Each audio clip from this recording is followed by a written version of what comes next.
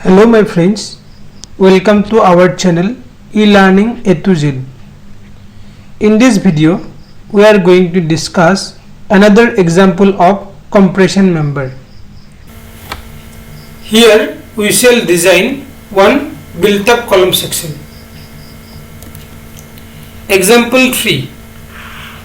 A column 4 meter long has to support a factored load of 6000 kN.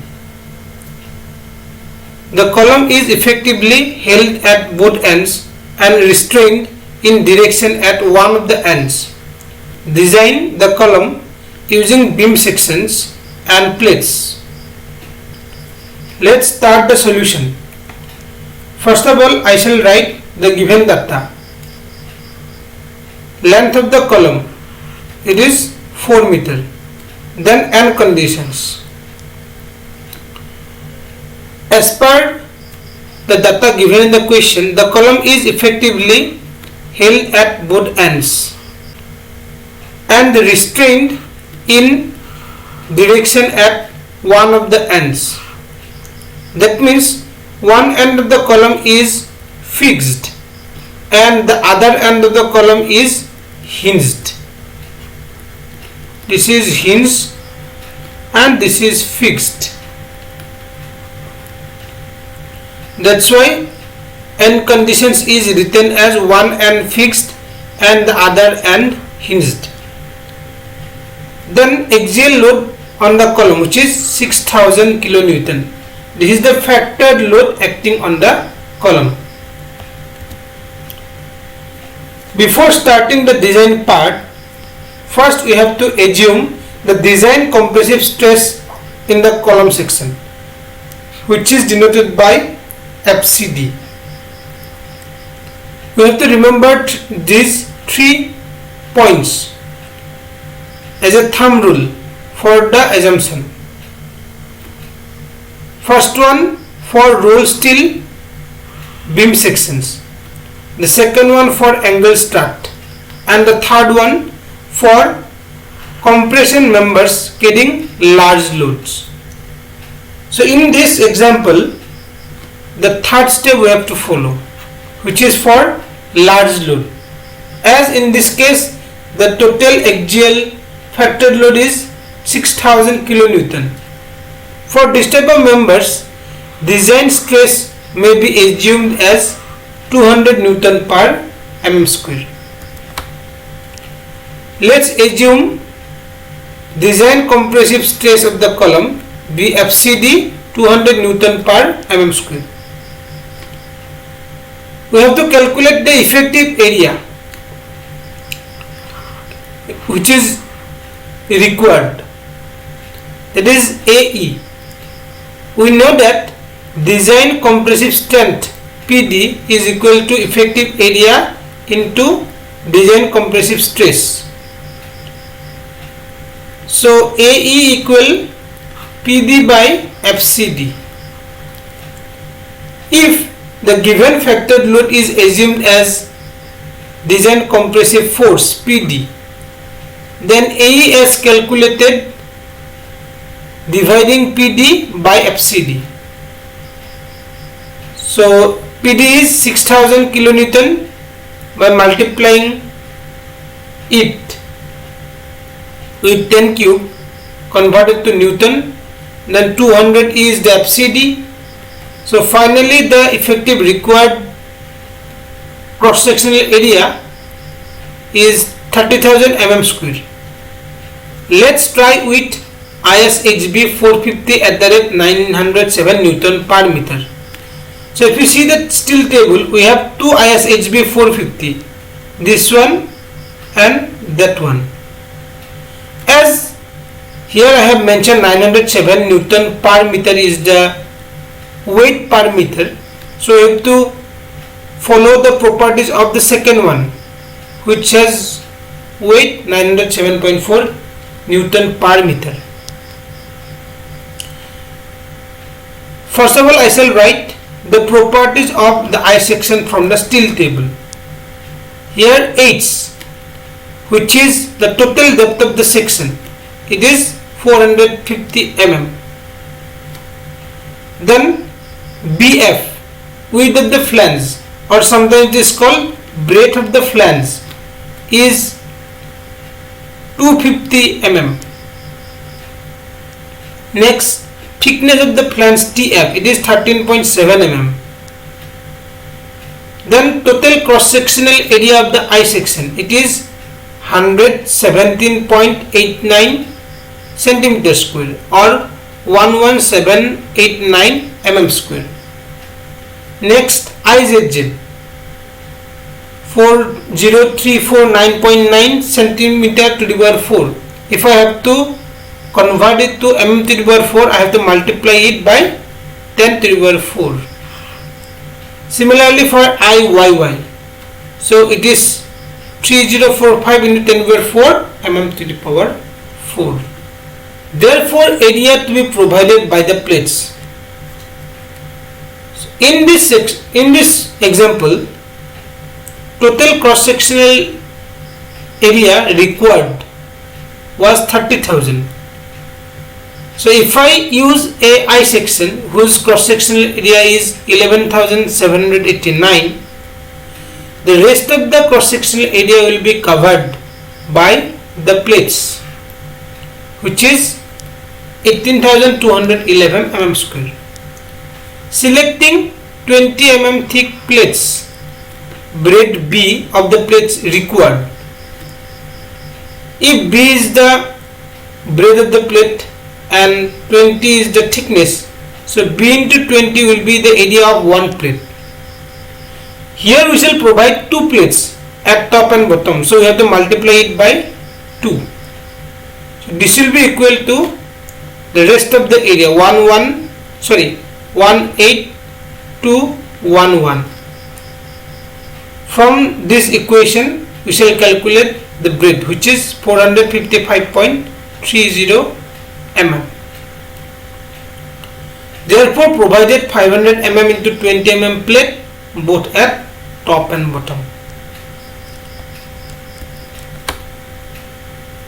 Now we shall calculate total cross sectional area provided, which is effective area AE 11789. It is the cross sectional area of the I section.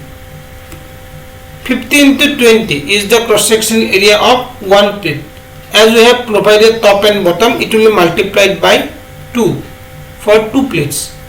So total cross sectional area will be 31789 mm square, combining the I section as well as the plates.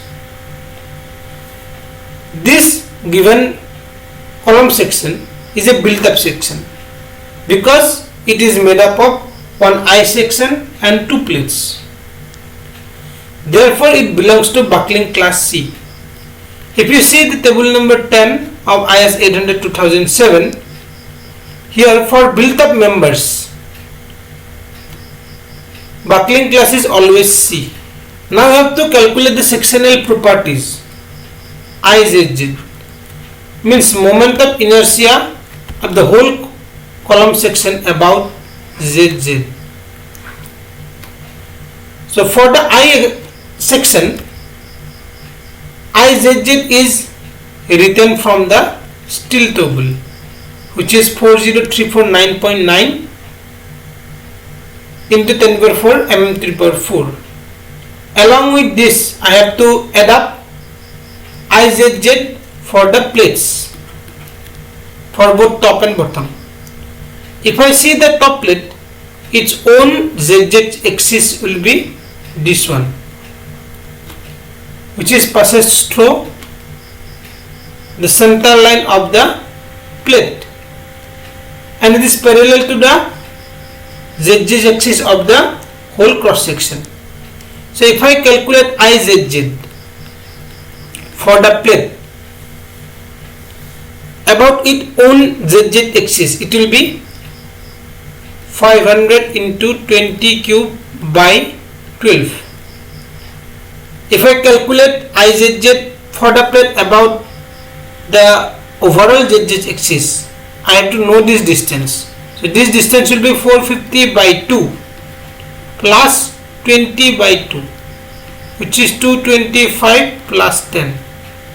So to calculate the IZZ for the plate about the overall ZZ axis of the section, I have to use parallel axis theorem. That means along with this I have to sum up AR square.